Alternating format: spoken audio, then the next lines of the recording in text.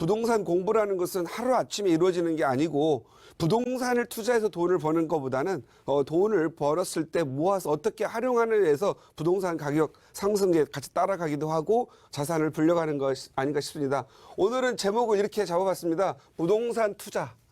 아파트가 올랐을 때, 지금 많이 올랐죠. 올랐을 때 종목을 좀 다양화하라 이렇게 말씀을 드리도록 하겠습니다. 항상 어떤 시기에 이렇게 가격이 막 오를 때는 일정한 종목이 계속 올라가고 있기 때문에 그 종목에 따라가도 됩니다. 하지만 성장기를 거친 이 올랐을 때는 여러 가지 지역적 요건이라든가 투자의 종목, 투자의 방법과 이런 부분들이 조합이 좀 필요한데 오늘은 한 3가지 정도만 언급해 볼까 합니다. 일단은 이 기존 아파트가 다 올랐다고 해서 안 오르고 무조건 다 떨어지고 그냥 고압세를 유지하느냐? 그렇지는 않습니다. 어떤 환경 변화가 있고 개발 호재가 있는 지역의 저가의 아파트들은 역시 아무리 올랐다 하더라도 오름세를 가져가는 곳이 있습니다.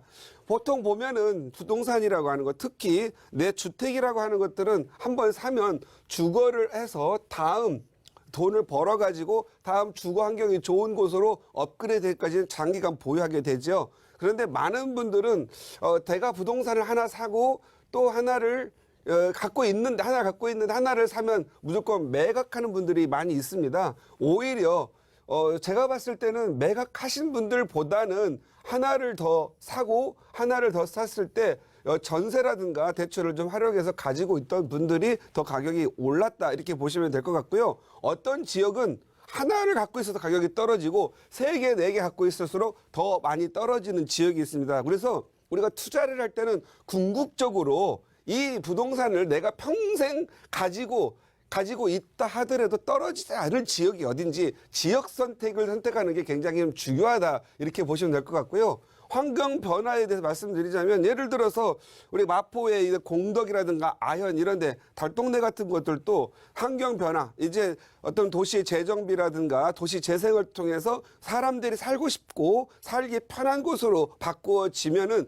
가격이 누가 뭐라고 하지 않아도 그냥 가격이 규제가 있던 정책이 있던 이자가 높다 하더라도 살기가 좋고 편하고 교육 환경이 좋아지면은 당연히 가격이 오를 수밖에 없습니다. 그래서 환경 변화의 가장 기본은 인구의 증가 그리고 많은 분들이 살고 싶어하는 선호도의 증가 당연히 교통은 이 앞서야겠죠. 인구의 증가보다도 더 중요한 게 교통이 좋아지는 부분들이겠죠. 그런데 어떤 지역은 지하철이 뚫리면 가격이 올린다 하더니 막상 개통이 되고 나면 가격이 안 오르거나 더 떨어지는 경우가 있죠. 그것은 환경 변화는 했으되 지하철 하나라는 것은 그 지역 하나만 지하철이 뚫리는 게 아니라 그 노선에 따라서 각각 역마다 아파트라든가 주택들이 많이 늘어나기 때문에 오히려 가격이 높은 데는 떨어지고 가격이 낮은 데는 올라가는 그런 현상을 좀 볼 수 있을 겁니다. 그래서 환경 변화를 인식하고 전체적인 메커니즘을 좀 이해하는 것도 중요하겠다. 그래서 항상 환경 변화가 있을 때는 오를 지역과 내릴 지역, 보합하는 지역들을 구분하면서 투자하는 게 좋을 것 같고요.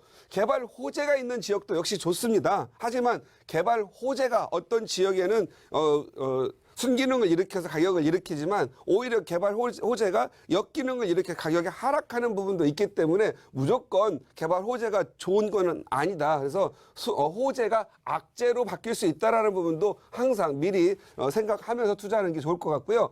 저가 아파트 지역, 이건 저가 아파트 지역에 표현한 것은 우리나라는 아무래도 이제 땅도 좁고 투자자가 많기 때문에 저평가진 아파트는 없습니다. 근데 주변의 아파트 가격이 오르고 편의시설 들어오고 개발 호재가 있다 그러면 싼 가격들은 이미 올라 있는 가격들과 맞추어서 어느 정도는 올라가는 현상을 보이기 때문에 저가 아파트 있는 지역이 환경 개선 일어나고 교육 환경 좋아지고 하면 가격이 많이 오르는 것으로 보여집니다. 그래서 그런 지역들이 지금 대표적인 사례가 이 답심리라든가 아니면 저쪽 봉천동 아니면 저쪽 가재울 이런 곳들이 저가 아파트 다 저가 주택 지역인데 아파트가 가격이 많이 오른 지역이라 할 수 있겠죠. 그래서 우리가 개발 환경 변화에 따른 저가 아파트를 지금도 찾아보면 있다 이렇게 보시면 될 것 같고요. 다음엔 너무 많이 오른 지역에 어떻게 보면 안정적인 내 자산을 유지하기 위해서 그냥 그 지역을 떠날 수 없는 경우가 있어요. 그럴 경우에는 월세가 나오는 수익형 부동산으로 갈아타는 방법도 괜찮거나 갈아타지 않더라도 내 갖고 있는 전세금이 올랐다든가 아니면 내 대출을 좀 활용을 해가지고 그걸 수익형 부동산으로 가져가는 것도 좋을 것 같습니다. 만약에 시세 차익, 대부분의 사람은 시세 차익을 많이 생각하고 있는데 너무 많이 오르면 더 오를 부분이 얼마 없기 때문에 시세 차익이 낮습니다. 그럴 경우에는 월세를 받아서 시세 차익 부분을 좀 감소된 부분을 메꿔 나가는 방식이 있고요. 그 다음에 항상 어디를 보더라도 월세가 잘 나오고 높은 지역은 결국 부동산 가격이 동반 상승할 수밖에 없습니다. 그래서 월세가 잘 나오는 수익형 부동산을 찾는 것들이 중요한데요. 종류별로면은 상가는 당연히 월세가 나오는 수익형 부동산이죠. 그런데 상가는 살 때 주의해야 될 게 거의 9대 한 1 비율로 좋은 망할 확률, 그러니까 상가집이 될 확률이 한 90%고요. 정말 부자를 만들어주고 대를 물려서 할 수 있는 항아리, 황금 상권을 할 수 있는 건 한 10%밖에 되지 않습니다. 그래서 요런 상가를 투자하실 때는 꼭 전문가의 좀 도움을 좀 필요한 자문을 받고 투자하는 게 좋겠다. 이렇게 보시면 될 것 같고요. 오피스텔도 마찬가지죠. 잘 사면은 완전 파라다이스입니다. 월세도 잘 나오고 가격도 점점적으로 올라가기 때문에 시세 차익이 되는데 오피스텔은 잘못하면 피를 5번 봅니다. 5번의 피를 보기 때문에 굉장히 많이 힘들어요. 그래서 오피스텔을 살 때는 굉장히 신경을 많이 써야 돼요. 신경을 많이 쓰셔서 좋은 물건, 보석 같은 물건을 사는 게 좋을 것 같고요. 오피스텔을 살 때는 약간 다소 좀 가격이 높다 하더라도 월세가 좀 높고 특히 공실이 없는 지역을 선택을 하셔야 될 것 같고요.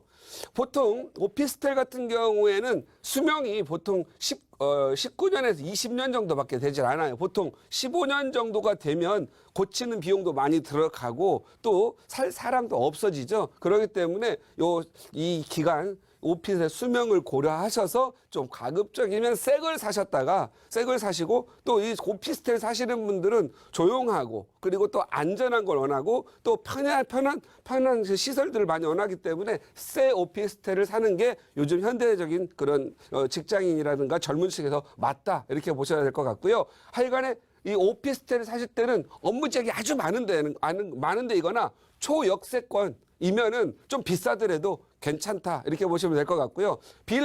이 빌라 같은 경우에는 월세가 잘 나오는 지역이 거의 좀 제한적이죠. 그래서 대부분 이건 도심 내에서의 빌라를 하시는 게 좋을 것 같고요. 빌라의 특징은 월세를 받다가 노후도가 좀 진행이 되면은 재개발이나 재건축을 통해서 입주권을 받아볼 수 있기 때문에 이것을 꽉 먹고 알먹게 하는 그런 부분이 있어서 요즘 빌라에 대한 인기가 좋은데요.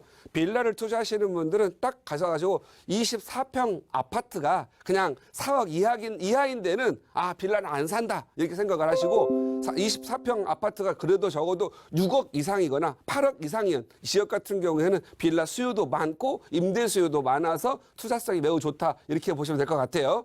다가구 그리고 다중주택 요건 아무래도 어르신들이 많이 관심을 갖고 있죠. 다가구나 다중은 보통 보시면 그냥 월세 좀 연연하시는 분들이 많이 좋아하시는데 다가구는 3층밖에 못 짓기 때문에 방 쪼개기라든가 다중주택 같은 걸 지어서 불법적으로 취사를 하는 경우가 좀 많이 있어요. 월세는 잘 나오나 좀 많이 여러 가지 불법적 요인도 많고 세입자가 많기 때문에 좀 많이 힘든 관리와 운영이 힘든 부분도 좀 있습니다. 이럴 경우는 차라리 다가구와 다중 이런 거 할 바에는 다세대를 통으로 해서 꼬마 건물로 가져가는 것도 좋겠다 이렇게 보시면 될 것 같고요.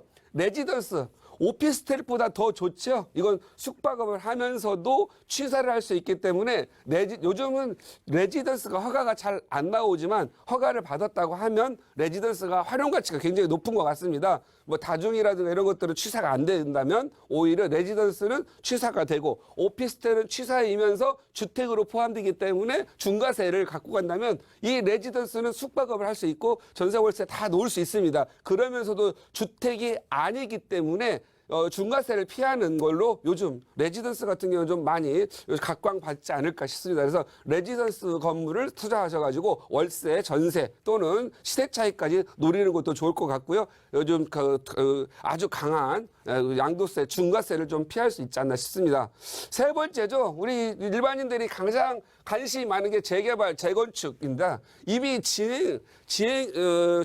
조합이 인가가 나가지고 진행된 것들의 가격이 굉장히 높습니다. 높은 반면에 전세 이 굉장히 낮아가지고 실투자비가 너무 많이 들어가요. 그럴 경우에는 그냥 재건축과 재개발 예상 지역에 들어가는 것도 큰 의미가 있습니다. 보통 우리가 재개발, 재건축 지금 당장 구역 지정이 됐다 하더라도 10년, 15년 끌고 가거든요. 근데 이미 올라 있는 걸 끌고 간다라고 한다면 가격에 큰 메리트를 못 느낍니다. 다음 단계별로 올라갈 단계별 차익만 발생된다면은요. 재개발, 재건축 예정지, 정비구역 되지 않은 지역들은 한번 됐다 하면은요. 가격이 막 2배, 1.5배 이렇게 오르는 지역이 있기 때문에 재개발, 재건축 예상 지역을 한번 두드려보는 것도 좋을 것 같고요. 서울의 곳곳에도 역시 예상 지역이 좀 많이 있다. 이렇게 보시면 될 것 같고요. 이 예상 지역을 보는 방법은 주택 재개발 구역 지정에 대한 요건이 있는데 다음 네 가지 중에 두 건만 맞아도 되니까 한번 체크해 보시면 좋을 것 같습니다. 일단 호수 밀도 살펴보겠는데요. 1헥타르당 3,000평당 60호 주택이 60개 이상이 밀집되어 있는 곳들은 아무래도 사람들이 살기 불편하기 때문에 호수 밀도가 이렇게 높은 지역은 재개발이 될 가능성이 좀 높고요. 노후도죠. 건물이 너무 낡으면 살기가 어렵습니다. 열악하고요. 그래서 과거에 얼마 전 2012년까지는 노후도가 60%였는데 지금은 66%네요. 그래서 건물이 노후되고 불량 건축물이 전체 중에서 차지하는 비율이 66%. 3분의 2 이상만 되면 또 노후도가 되기 때문에 이런 지역들을 잘 찾아보면은 가장 재개발 진행이 가장 빠르게 진행될 수 있는 곳이다. 이렇게 보시면 될 것 같고요. 접도율도 고려 대상입니다. 접도율은 4m 도로에 자기 주택들이 4m를 이상 접한 것들이 40% 접두가 안 되는 게 40% 이상인 경우에는 또 역시 재개발로 구역 지정 요건이 되기 때문에 그렇고요. 과소필지 우리가 이제 집을 지으려면은 좀 어느 정도 커야 되는데 90제곱미터 이하, 그러니까 90제곱미터 이하 27평 정도 되죠. 27평의 건물을 지을 수가 없습니다. 그래서 과소필지가 40% 이상인 지역도 역시 구역 지정 요건이 됩니다. 보통 이런 두 가지 요건을 맞춰주면은 재개발 구역으로 지정돼서 사업이 좀 빠르게 진행될 수 있는데 여기서 가장 민감하게 볼 수 있는 부분은 노후도입니다. 우리가 아무리 맞추려고 하더라도 노후도 부분은 꼭 한 번 정도 체크하셔서 이 정도면은 3, 4년 후에 노후도가 진행이 돼서 여기는 정비구역으로 좀 지정될 수 있을 것 같다. 그래서 재개발로 가면 가격이 좀 오르지 않겠느냐 이렇게 보면 될 것 같고요. 약간의 요건들이 수도권 경인 지역 같은 경우에는 서울보다 좀 많이 완화돼 있다. 이렇게 보시면 될 것 같고요. 오늘 얘기한 부분은 서울에 한해서 말씀을 드렸습니다. 그래서 요즘처럼 이게 이제 부동산 아파트들 만약 투자처가 없을 때는 약간 이게 다양한 투자처를 살펴보는 것도 투자에 큰 도움이 되지 않을까 해서 오늘 한번 살펴보았습니다.